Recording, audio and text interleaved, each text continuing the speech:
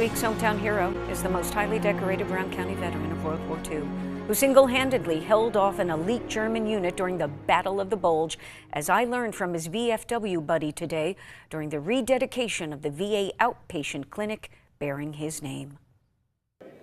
There's a lot of truth in he was a one-man army, definitely. And the Germans got the worst part end of that one. Green Bay, Wisconsin's Milo C. Huempfner is the recipient of the Distinguished Service Cross and Bronze Star for his extraordinary heroism during World War II. The private first class served in the 551st Parachute Infantry Battalion.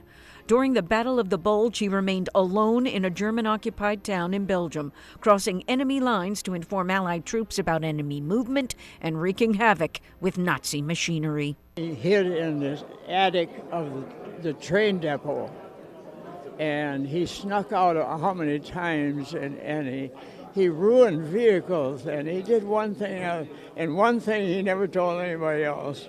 He took a truck and got it going fast enough and went right through the German line, and they were so shocked they didn't. Only a parachute would do to unveil a new display case. With songs and prayers and a sense of accomplishment that at the VA center bearing his name, the hometown had done right by its hero. The more they learned about Milo's story, the more the organizers of the rededication of the VA center knew a plaque just wouldn't do. And that's when they really rallied the forces. It is his compass. Milo gave the Neville Public Museum more than 100 of his personal effects from the war.